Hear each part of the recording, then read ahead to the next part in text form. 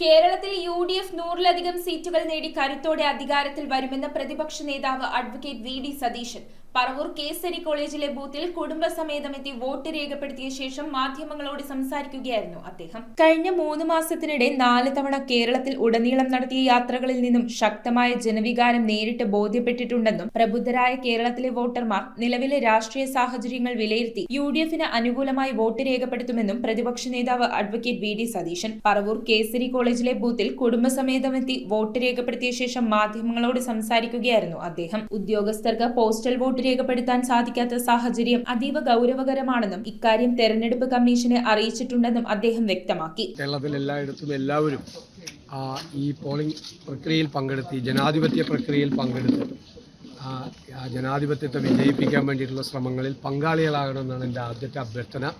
Vote ചെയ്യാതെ ആരും മാറിയിരിക്കരുത്.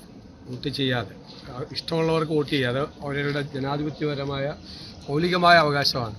ആ അവകാശം ഉപയോഗിക്കാതിരിക്കരുത്. ആ ജനാധിപത്യ പ്രക്രിയയിൽ എല്ലാവരും കേരളത്തിലെ എല്ലാവരും പങ്കാളികളാകണം. ഫെസിലിറ്റേഷൻ സെന്ററുകളിൽ പലതവണ എത്തിയിട്ടും ബാലറ്റ് ലഭിക്കാത്ത സാഹചര്യമുണ്ടെന്നും ഒരാൾക്ക് പോലും വോട്ടവകാശം നഷ്ടപ്പെടാൻ പാടില്ലെന്നും വി.ഡി. സതീശൻ കൂട്ടിച്ചേർത്തു. News bureau, Paravur.